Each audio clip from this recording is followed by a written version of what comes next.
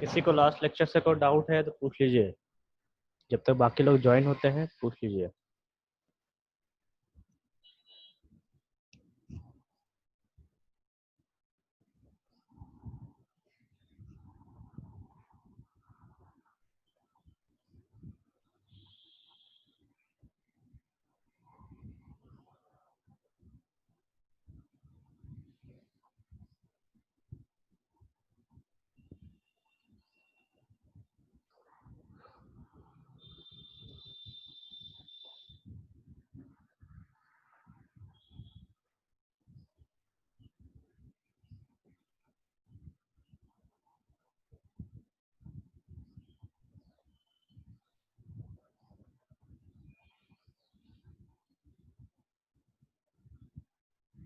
Last lecture से किसी को कुछ डाउट है तो आप पूछ सकते हैं जब तक बाकी लोग ज्वाइन होते हैं।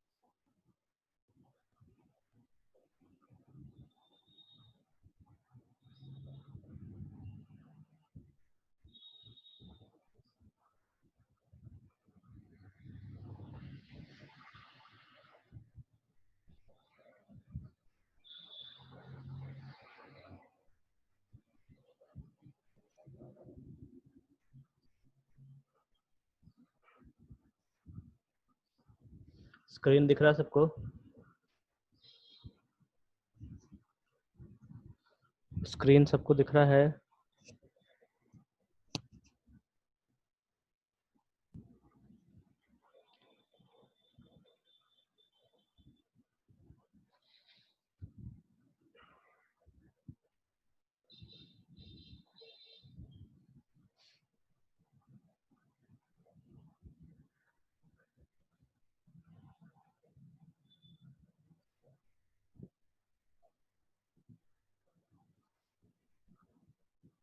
सबको पीडीएफ दिख रहा है क्या?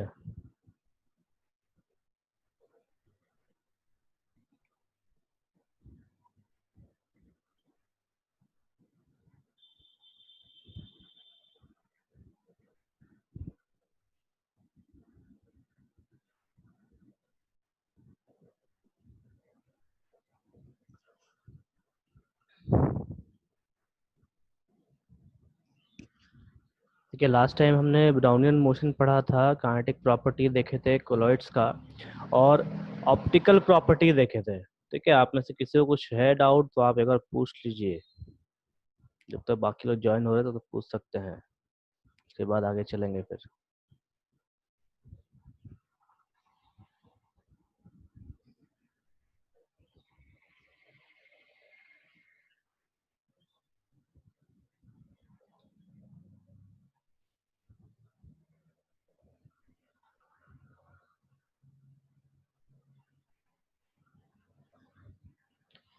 कि ब्राउनियन मोशन क्या है कि सबको हम सबने अब तक यही देखा है कि कोलॉइड्स जो है वो किसी भी सॉल्यूशन में नीचे जाके बैठता नहीं है। ठीक है, तो नीचे अगर नहीं बैठता है तो जाहिर सी बात है उसमें कुछ ना कुछ रीजन होगा।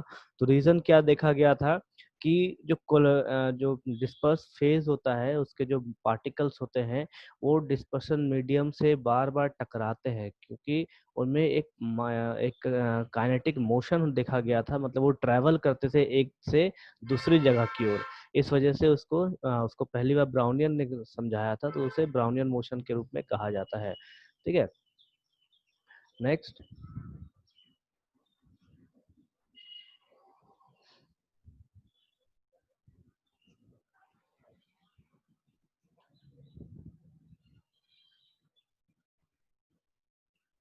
चलिए देखते हैं आगे की ओर, ठीक है, क्या क्या प्रॉपर्टीज हैं। नेक्स्ट है हमारा इलेक्ट्रिकल प्रॉपर्टीज। देखिए जो भी हम लोग प्रॉपर्टीज देख रहे हैं तो प्रॉपर्टीज इसमें इसलिए देखा गया है कि कोलॉइड्स जो कोलॉइडल सॉल्यूशन होता है वो प्रॉपर्टी क्या क्या दिखाते हैं, मतलब किस किस टेंडेंसी या क्या कि किस किस वजह से वो कोलॉइडल फेज को दर्शाते हैं। अभी इसमें हम देखेंगे अभी जो इलेक्ट्रिकल प्रॉपर्टीज, तो इलेक्ट्रिकल प्रॉपर्टीज हमको ये सब बतलाएगा कि कोई भी कोलॉइडल पार्टिकल्स या कोई भी कोलॉइडल सॉल्यूशन अगर कोलोइडल सॉल्यूशन में है तो क्यों है। अगर इलेक्ट्रिकल प्रॉपर्टीज उससे हट जाए तो वो कोलोइडल सॉल्यूशन नहीं रह जाता। ठीक है, ध्यान दीजिए ये जो प्रॉपर्टी हम देखेंगे इलेक्ट्रिकल प्रॉपर्टीज, ये सिर्फ यही समझाएगा कि कोलोइडल सॉल्यूशन इस इलेक्ट्रिकल प्रॉपर्टीज के वजह से कोलोइडल सॉल्यूशन रहता है, नहीं तो वो कोलोइडल सॉल्यूशन नहीं रहेगा। अब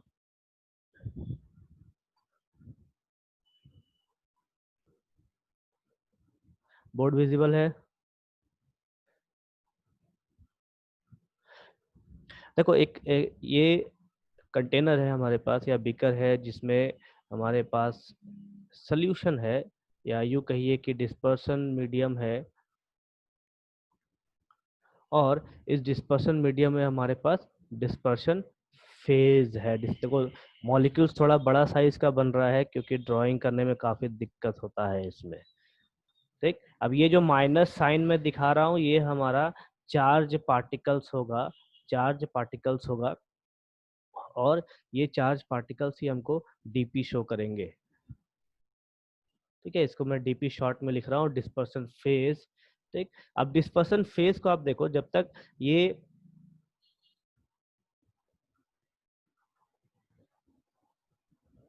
जब तक ये डिस्पर्शन फेज और डिस्पर्सन मॉलिक्यूल, ये जो यहाँ पे डीएम है, ये डीएम के बीच में, जब तक इस डीपी और डीएम के बीच में अगर ऑपोजिट चार्ज रहेंगे तो ये दोनों आपस में एक दूसरे को अट्रैक्ट करना चाहिए। ठीक, क्योंकि ये दोनों का फेज अलग अलग है। अब एक चीज और देखिए कि जब तक डीपी का जो फेज है इन दोनों के बीच में जो चार्जेस है ये चार्जेस एक दूसरे को रिपेल करने चाहिए।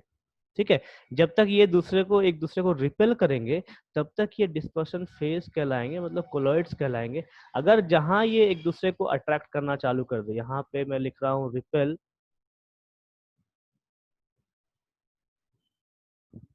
अगर यही दोनों,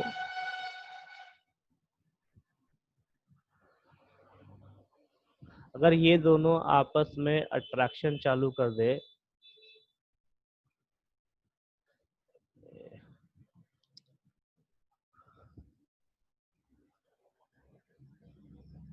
अगर ये दोनों यहाँ पे अट्रैक्शन चालू कर दे दोनों मॉलिक्यूल्स, तो होगा क्या कि दोनों मॉलिक्यूल्स आपस में आके चिपक जाएंगे और चिपकने के बाद यही दोनों मॉलिक्यूल्स क्या करेगा, जाके इस सॉल्यूशन में यहाँ पे नीचे की ओर बैठ जाएगा एक साथ जोड़ा बना के।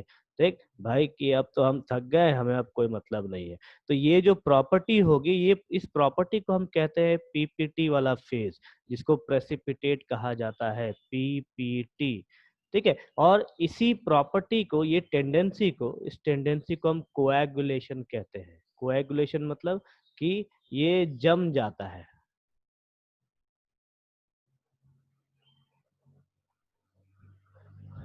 इसको कोएगुलेशन प्रॉपर्टी कहा जाता है कि जब आपका कोलोइडल पार्टिकल्स या डिस्पर्सन फेज जब जाके नीचे की ओर बैठ जाए, चार्ज डिस्पर खत्म हो जाने के बाद, या चार्जेस एक दूसरे को अट्रैक्ट कर ले, तो इसको हम कोएगुलेशन कहते हैं या पीपीटी का फेज कहते हैं। और इसके वजह से जो हमारा कोलोइडल सॉल्यूशन है, ये कोलोइडल सॉल्यूशन क्या खत्म हो जाएगा, कोलोइडल सॉल्यूशन हमको देखने को नहीं मिलेगा। हमको क्या देखने को मिलेगा, ये हमको मिलेगा एक पीपीटी वाला सॉल्यूशन देखने को। ठीक है, तो इस चीज को समझाता है इलेक्ट्रिकल प्रॉपर्टी, कि अगर इलेक्ट्रिकल प्रॉपर्टी इसमें नहीं रहेगा या इलेक्ट्रिकल प्रॉपर्टी एक दूसरे को अट्रैक्ट करना चालू कर देगा, जिसके वजह से ये पूरा का पूरा फेज खत्म हो जाएगा। समझ में आया यहाँ तक? चले आगे मेन पीडीएफ में। चलो मेन पीडीएफ में देखते हैं क्या क्या दिया है। ठीक,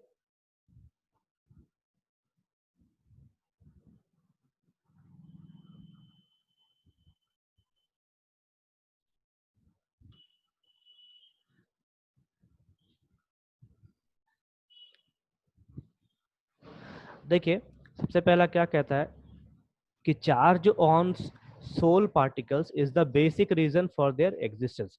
जैसा कि हम लोग उसमें देखे थे कि चार्ज होने की वजह से ही ये कोलोइडल पार्टिकल्स एग्जिस्ट करेगा, नहीं तो हमारा कोलोइडल सॉल्यूशन जो है वो खत्म हो जाएगा। चार्ज खत्म हो गया तो कोलोइडल सॉल्यूशन भी खत्म हो जाएगा। तो due to the charge present it prevents the sol particles to come closer and coagulate. ठीक है, चार्ज के वजह से एक मॉलिक्यूल दूसरे मॉलिक्यूल को दूर भगाते हैं, जिसके वजह से दोनों नीचे जाके एकदम बॉटम में बैठ नहीं जाता। ठीक है, अगर बैठ जाएगा तो कोलोइडल सॉल्यूशन हमारा खत्म हो जाएगा। Next, sol particles either carry positive और negative charge. A list of some common sols having positive और नेगेटिव चार्ज इज गिवन।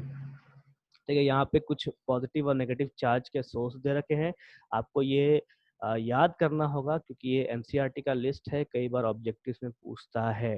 जैसे पॉजिटिवली चार्ज सोर्स है, किसो किसो कहते हैं भाई, तो Al2O3.XS2O, then CrO3.XS2O and Fe2O3.XS2O।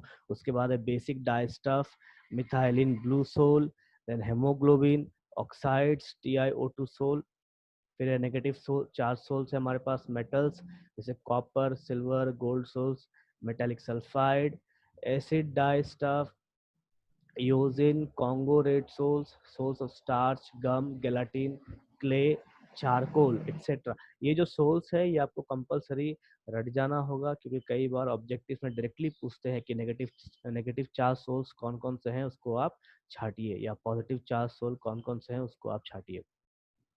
अब आई बात ओरिजिन ऑफ चार्ज की, हमारे कोलोइडल सॉल्यूशन में चार्ज ओरिजिनेट कैसे करता है, मतलब चार्ज बनता कैसे है।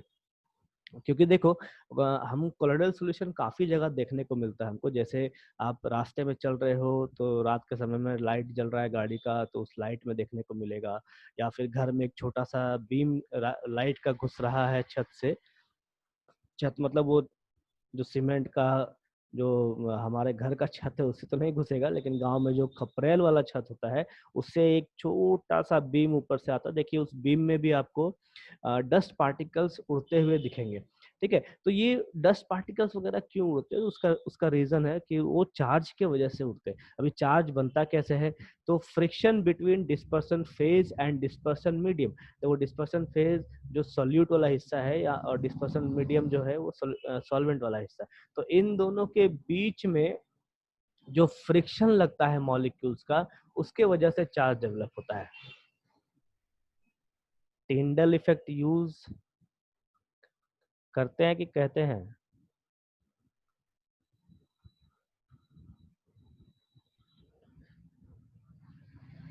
देखो टिंडल इफेक्ट तो अलग बात है, लेकिन है तो कोलॉइड से ना, चार्ज तो उसमें भी रहेगा। देन आपका सेकंड पॉइंट है due to electron capture by sol particles. अभी सोल पार्टिकल्स जो है, सोल पार्टिकल्स आपका एडसॉर्प्शन दिखाता है। तो एडसॉर्प्शन का प्रोसेस जो है वो सरफेस पे होता है, मतलब सरफेस आपका सरफेस होगा, उस सरफेस के ऊपर सारे मॉलिक्यूल्स चिपके रहेंगे, और उसके बाद उस सरफेस से इलेक्ट्रॉन कैप्चर करेगा, जिसकी वजह से चार्ज डेवलप होगा। देन फिर चार्ज कैसे होता है, nature of disperse phase also contributes for the charge on sol particles. अभी डिस्पर्स फेज जो है, जैसे डिस्पर्स फेज अगर हम जो लेते हैं उसके नेचर पे डिपेंड करता है कि वो किस चार्ज को शो करेगा। अगर नेगेटिवली चार्ज हम लेंगे तो नेगेटिव चार्ज वाले शो करेंगे, पॉजिटिव चार्ज लेंगे तो पॉजिटिव चार्ज वाले शो करेंगे। देन थर्ड पॉइंट है इसका प्रेफरेंशियल आयन एडसॉर्प्शन थ्योरी। अभी देखिए ये जो भी पॉइंट्स मैं बता रहा हूँ, ये सारे पॉइंट जो है इलेक्ट्रिकल प्रॉपर्टी को जस्टिफाई करने के लिए है। ठीक है, ध्यान दीजिए, ये इसमें 5 पॉइंट है, ये पांचों पॉइंट इस इलेक्ट्रिकल प्रॉपर्टी को जस्टिफाई करने के लिए है कि इलेक्ट्रिकल प्रॉपर्टी क्यों होता है कोलोइडल सॉल्यूशन में। तो थर्ड पॉइंट क्या कहता है, ये एक थ्योरी है, preferential ion adsorption theory. Preferential ion adsorption theory कहता क्या है एक्चुअल में, कि जैसे आपके पास कोई भी सोल्यूशन हो, ठीक है, कोई भी सोल्यूशन है, मतलब कोई भी कोलोइडल सोल्यूशन हो, उस कोलोइडल सोल्यूशन में जो भी एक्सेस अमाउंट में होगा,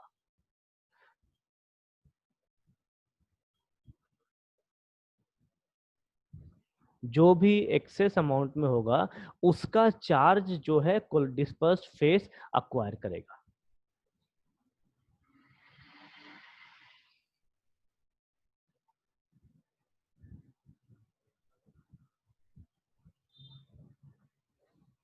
अब जैसे देखिए, आपको एग्जांपल मैंने दिया है वहां पे एजीआई का। एजीआई यहाँ पे सोल है, ठीक, और यहाँ पे भी एजीआई सोल है,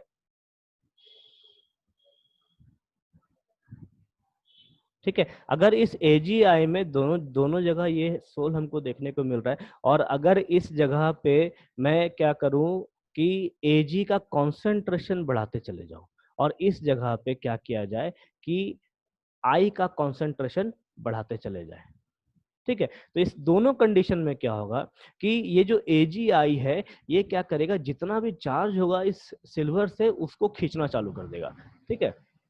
और इस सॉल्यूशन में क्या होगा कि इसका जो चार्ज है वो ये खींचना चालू कर देगा। तो इसको हम कहते हैं preferential ion adsorption theory. Preferential ion कहने का मतलब है कि जो इसको सुटेबल हो उसको ये खींचता है, ठीक है। इसको सुटेबल क्या है यहाँ पे, एजी। एजी इसलिए सुटेबल है क्योंकि एजी यहाँ की क्वांटिटी में बहुत ज्यादा है। और इस कंडीशन में, सेकंड कंडीशन में क्या है कि हमारे हमने आयोडीन को काफी ज्यादा मात्रा में दे रखा है, तो इसको सुविधा क्या होगा, जो आयोडीन का चार्ज होगा उसको खींचने के लिए। तो इस जगह से ये क्या करता है, इस जगह से नेगेटिव चार्ज खींचता है, ठीक है। और इस जगह से ये क्या करेगा, पॉजिटिव चार्ज खींच के लेके चला जाएगा। वो इसलिए क्योंकि सिल्वर जो भी है, जो भी है यहाँ पे सब सिल्वर से खींचेगा, यहाँ जो भी है ये आयोडीन से खींचेगा। तो इस थ्योरी को हम कहते हैं प्रेफरेंशियल आयन एडसॉर्प्शन थ्योरी, ठीक है। प्रेफरेंशियल इसलिए क्योंकि इसको सहूलियत हो रहा है आयोडीन को खींचने के लिए।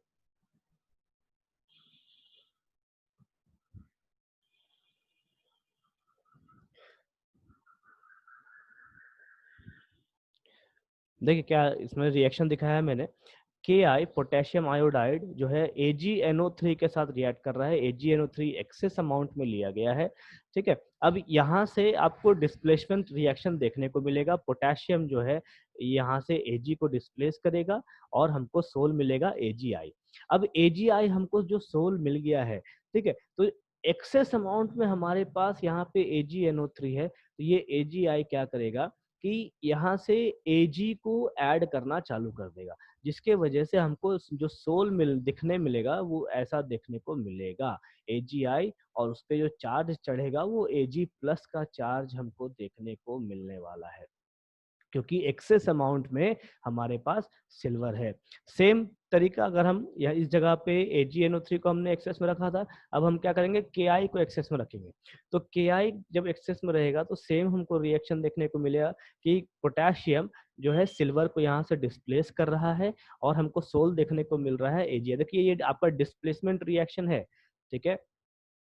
तो यहाँ पे आपको सोल देखने को मिल रहा है AgI। अब एक्सेस में क्या है हमारे पास, तो आयोडीन यहाँ पे हमारे पास बहुत ज्यादा क्वांटिटी में है, तो ये जो सोल है ये क्या करेगा, आयोडीन का चार्ज अपने ऊपर लेना चालू कर देगा। तो आपको इसके ऊपर एक नेगेटिव चार्ज देखने को मिलेगा। और इसके अलावा आपको यहाँ क्या क्या चार्ज देखने को मिलेगा, NO3 का चार्ज देखने को मिलेगा, देन के का पोटेशियम का चार्ज देखने को मिलेगा, और आयोडीन का भी चार्ज देखने को मिलेगा। इसको हम कहते हैं प्रेफरेंशियल आयन एडसॉर्प्शन थ्योरी, ठीक है। अभी क्या लिखा है, तो ध्यान से देखिए। According to this theory, soul particles possess the tendency for adsorption of common ion present in solution and further acquiring their charge। ये थ्योरी कहता क्या है, अगर कोलोइडल सॉल्यूशन है और उस कोलोइडल सॉल्यूशन में जो कॉमन आयन है, जो एक जैसे आयन्स हैं, उसको वो एक दूसरे को अट्रैक्ट करेंगे और उसका चार्ज अपने ऊपर वो ले लेंगे। एग्जाम्पल क्या है, addition of Ki drop by drop to dilute cold solution of AgNO3 gives rise to positive sol of AgI। मतलब इस इस AgNO3 सॉल्यूशन में अगर हम ड्रॉप बाय ड्रॉप डालते चले जाए पोटेशियम आयोडाइड को, तो हमको AgI का सोल देखने को मिलेगा। वो भी कैसा सोल, तो पॉजिटिव सोल देखने को मिलेगा। पॉजिटिव इसलिए क्योंकि यहाँ पे जो Ag है ये पॉजिटिव चार्ज रखता है, इस वजह से, ठीक है। पॉजिटिव चार्ज रखता है और यहाँ पे Ag यहाँ पे मैक्सिमम क्वांटिटी में है, इस वजह से। Then similarly, addition of AgNO3 drop by drop to dilute cold solution of Ki gives rise to negative soul of AgI. उसी अगर यही प्रोसेस को हम रिवर्स कर दें, यहाँ पे हमने क्या किया था, पोटेशियम आयोडाइड का ड्रॉप बाय ड्रॉप डाले थे और यहाँ पे AgNO3 को ड्रॉप बाय ड्रॉप डालेंगे। देखिए वापस से आपको बोर्ड शेयर कर रहा हूँ।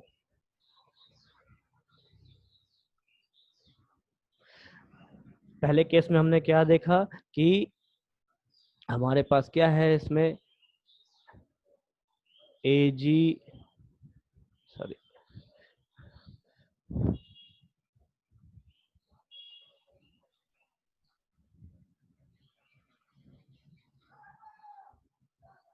AgNO3। अब इस AgNO3 में क्या करना है हमको कि पोटेशियम आयोडाइड को हमको डालना है। कैसे? तो ड्रॉप बाय ड्रॉप डालना है। एक drop, then 2 drop, then 3 drop. जो आप लोग प्रोसेस यूज करते थे टाइट्रेशन का मेथड, जो टाइट्रेशन आप करते थे टेंथ में स्कूल में, वही मेथड यहाँ यूज करना है। सेम चीज यहाँ क्या करेंगे हम, एक में कि KI लेंगे और KI में हम क्या करेंगे कि AgNO3 को ड्रॉप बाय ड्रॉप डालेंगे इस टाइप से। ये हमारे पास दूसरा मेथड हो गया। तो ये दोनों मेथड हमको ये बताता है कि जो भी चीज एक्सेस में होगा उसको सोल अक्वायर कर लेगा।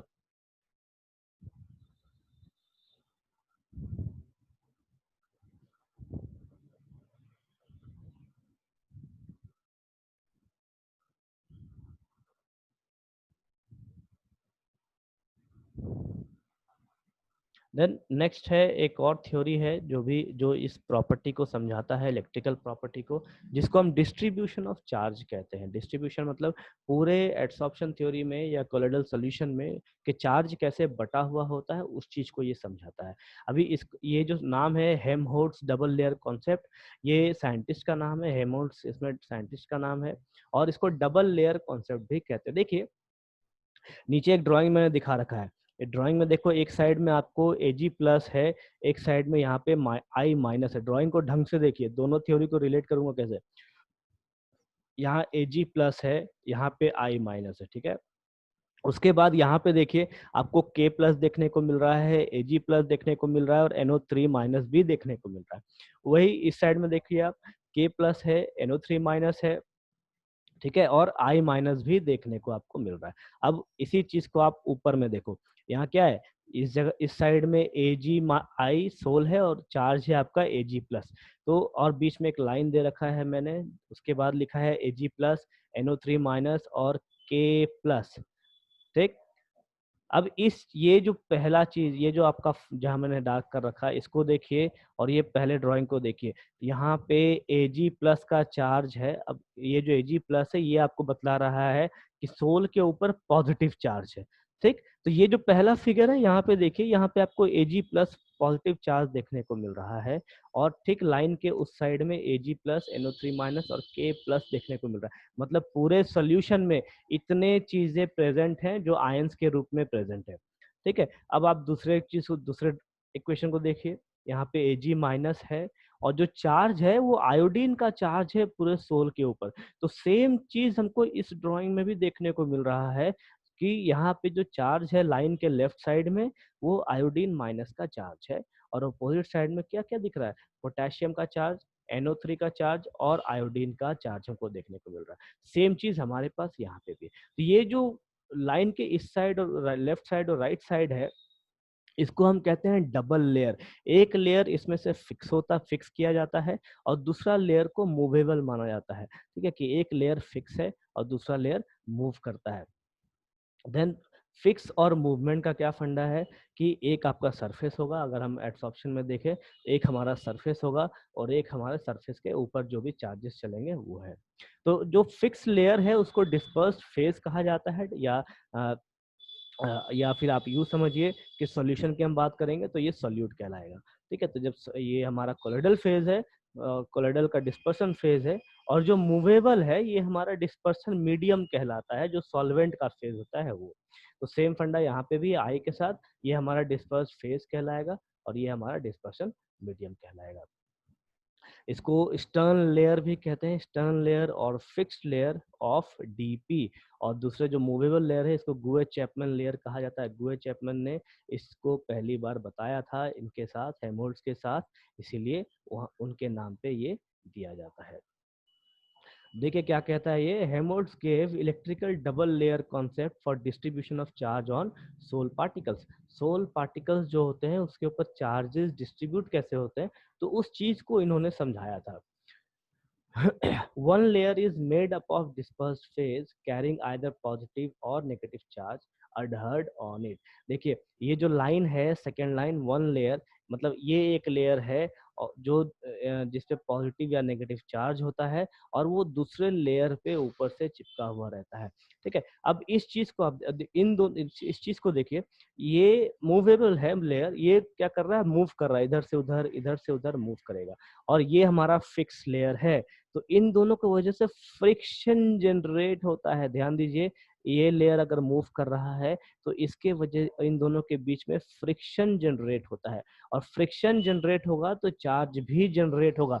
देखिए यहाँ पे हमने क्या पढ़ा था कि चार्ज ओरिजिन कैसे करता है, मतलब चार्ज यहाँ पे पैदा कैसे होता है। तो सबसे पहला पॉइंट है friction between dispersion phase and dispersion medium. तो यहाँ पे जो हम ड्राइंग देख रहे हैं, हमको भी ये यही बता रहा है कि अगर एक फेज हमारा फिक्स है और दूसरा मूव कर रहा है तो इन दोनों के बीच में फ्रिक्शन जनरेट होता है। फ्रिक्शन कैसे जनरेट होगा, ठीक उसी तरीके से जिस तरीके से हमारे पैर और जमीन के बीच में लगता है फ्रिक्शन, वैसे ही देखिए जमीन आपका फिक्स रहता है और हमारा पैर मूव करता है।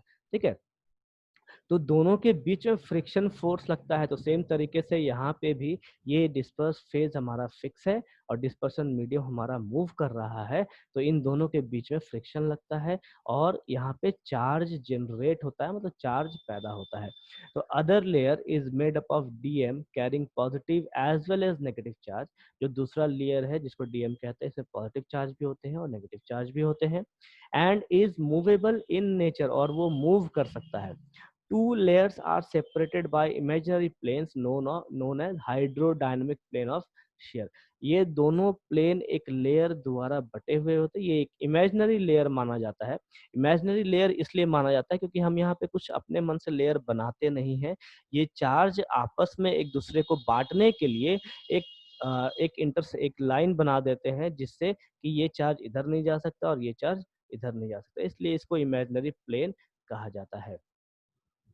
देन यहाँ सोल पार्टिकल दिखाया गया है कि फर्स्ट ड्राइंग में एक पॉजिटिव एजीआई सोल जिसको ऐसे देते हैं, फिर डीएम, सेम चीज जो यहाँ पे एग्जांपल में लिखा है ऊपर में आयन एडसॉर्प्शन थ्योरी में, उसी चीज को यहाँ पे लिखा गया है। Then the net charge on fixed layer is just equal and opposite to movable layer. जो नेट चार्ज होता है इन दोनों के बीच में, ये दोनों का इक्वल होता है, क्योंकि देखिए नेट चार्ज इसलिए इक्वल होगा, अगर इक्वल नहीं होगा तो यहाँ पे चार्ज ढंग से डेवलप हो नहीं सकेगा और ये सॉल्यूशन हमको देखने, कोलोइडल सॉल्यूशन देखने को नहीं मिलेगा। ठीक है, तो जो जितना पॉजिटिव चार्ज होना चाहिए उतना ही नेगेटिव चार्ज भी होगा। The potential difference set up across the surface of separation of two oppositely charged layers just in contact with each other is known as electrokinetic potential और जीटा पोटेंशियल। देखिए अब यहाँ पे आपके पास पॉजिटिव चार्ज है, यहाँ पे आपके पास नेगेटिव चार्ज है, तो इन दोनों के वजह से यहाँ पोटेंशियल डिफरेंस जनरेट होगा। ध्यान दीजिए, यहाँ पे पोटेंशियल डिफरेंस जनरेट होगा और इस पोटेंशियल डिफरेंस को हम कहते हैं जीटा पोटेंशियल। जीटा पोटेंशियल का ये डेफिनेशन है जो 1 नंबर के लिए एग्जाम में कई बार पूछा जाता है। अब यहाँ पे कंडीशन है, देखिए ये जो भी हम प्रॉपर्टीज पढ़ रहे हैं, प्रॉपर्टीज हमको सिर्फ समझा रहा है कि भाई इलेक्ट्रिकल प्रॉपर्टीज अगर होता है कोलोइडल सॉल्यूशन में क्यों होता है, और अगर नहीं होगा तो उसका क्या इफेक्ट है। तो सबसे पहला कंडीशन कि if two particles of an insoluble material precipitate do not have double layer, they can come close enough and attractive van der Waals forces will pull them together. ठीक है, अब देखो यहाँ पे मान लीजिए इसके बीच में चार्जेस नहीं लगे, तो चार्ज अगर नहीं लगता है तो होगा क्या कि दोनों के बीच में वेंडर वॉल्स फोर्स लगना चालू हो जाएगा और दोनों एक दूसरे को अपनी तरफ खींचना चालू कर देंगे। ठीक है, तो खींचने से क्या होगा कि जो अभी ये मूव कर रहा है, दोनों एक दूसरे का हाथ पकड़ेंगे और चुपचाप नीचे जाके उस कंटेनर में बैठ जाएंगे। ठीक है, जिससे वजह से हमको पीपीटी देखने को मिलेगा और हमारा जो कोलोइडल सोल्यूशन है वो खत्म हो जाएगा। जैसा कि मैंने आपको पहले दिखाया था कि अगर फोर्स ऑफ रिपल्शन दोनों के बीच में लग रहा है तो फोर्स ऑफ रिपल्शन के वजह से दोनों एक दूसरे को धक्का मारेंगे और कोलोइडल सोल्यूशन हमको देखने को मिलेगा। अगर फोर्स ऑफ रिपल्शन गायब हो जाए, फोर्स ऑफ अट्रैक्शन चालू हो जाए, तो हमको कोलोइडल सोल्यूशन की जगह पे पीपीटी देखने को मिलेगा। तो सेकंड कंडीशन क्या कहता है? फर्स्ट कंडीशन हमको यही कहता है कि अगर फोर्स ऑफ रिपल्शन गायब हो जाए और फोर्स ऑफ अट्रैक्शन चालू हो जाए, तो वहां पे फोर्स ऑफ अट्रैक्शन हमको क्या मिलने वाला है? Van der Waals force. ठीक है, और इस वैन डर वाल्स फोर्स के वजह से हमारा कोलोइडल सोल्यूशन खत्म हो जाएगा और हमको पीपीटी देखने को मिलेगा। Then condition 2 है when particles possess double layer, the overall effect is that particles repel each other at large distances of separation. जब ये particles double layer में रहते हैं तो ये एक दूसरे को धक्का मारते हैं और धक्का मारने के वजह से ये हमको कोलोइडल सोल्यूशन दिखाते हैं। ये हमारा सेकंड कंडीशन है। तो इलेक्ट्रिकल प्रॉपर्टी से हमको ये दो कंडीशन, इंपॉर्टेंट कंडीशन देखने को मिलता है। पहला कंडीशन यही कि अगर फोर्स ऑफ रिपल्शन गायब हो जाए तो कोलोइडल सोल्यूशन गायब हो जाएगा। अगर फोर्स ऑफ अट्रैक्शन नहीं रहे, फोर्स ऑफ रिपल्शन ही रहे, तो हमको कोलोइडल सोल्यूशन देखने को मिलेगा। The addition of more electrolytes to solution suppresses the diffused double layer and reduces the zeta potential। ठीक है, अब एक चीज ध्यान दीजिए, एक चीज ध्यान देखो कि अगर मैं आपको पूछूं कि इसका कोलोइडल सोल्यूशन मुझे खत्म करना है, ठीक है, अगर खत्म करना है कोलोइडल सॉल्यूशन, तो मुझे क्या करना होगा कि इसमें इलेक्ट्रोलाइट्स डालना पड़ेगा। अगर इलेक्ट्रोलाइट्स में डालता चला जाऊं तो हमको कोलोइडल सॉल्यूशन देखने को नहीं मिलेगा। जैसे देखिए, आपको बोर्ड में जो ड्राइंग दिखाया है मैंने, यहाँ पे ये जो ड्राइंग आपको दिखाया है, इस ड्राइंग में देखो हमारे पास क्या क्या है। AgI है, देन AgNO3 है। ठीक है, अब AgI हमारे पास सोल है और ये हमको कोलोइडल सोल्यूशन दिखाता है। तो इस AgI को हम क्या करेंगे कि हम इलेक्ट्रोलाइट डालते चले जाएंगे, Ki डालते चले जाओ। ठीक है, या तो Ki डालते चले जाओ या फिर AgCl2 डालते चले जाओ। तो ये एक इलेक्ट्रोलाइट्स है। अगर ये इलेक्ट्रोलाइट्स हम क्या करेंगे, इसमें ऐड करते चले जाएंगे, तो ये क्या करेगा, उस कोलोइडल सोल्यूशन को खत्म करता चला जाएगा। ध्यान दीजिए, ये एक टाइप का ऑब्जेक्टिव भी बन सकता है एग्जाम में कि कोलोइडल सोल्यूशन को अगर खत्म करना है तो हमें क्या करना होगा। तो आप इलेक्ट्रोलाइट ऐड करते चले जाइए तो कोलोइडल सोल्यूशन हमारा खत्म हो जाएगा। ठीक है, अगर इलेक्ट्रोलाइट ऐड करते चले जाइए तो कोलोइडल सोल्यूशन हमको देखने को नहीं मिलेगा।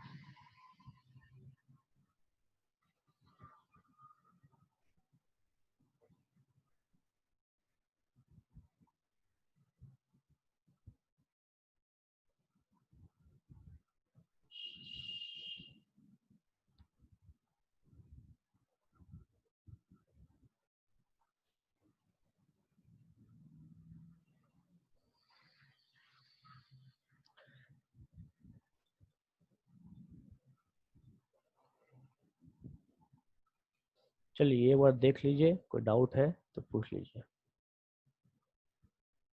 चलिए फटाफट देखिए, कोई डाउट है तो पूछ लीजिए।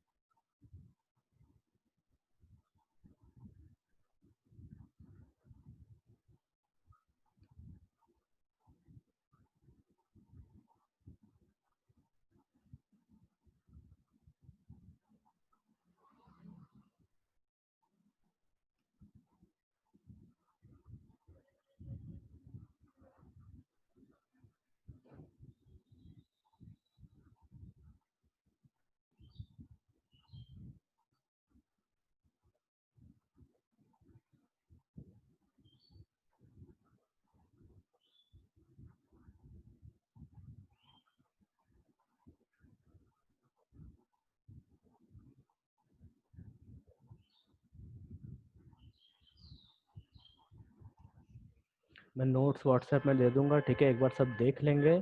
कोई डाउट हो तो नेक्स्ट लेक्चर में पूछ लेंगे, ठीक है।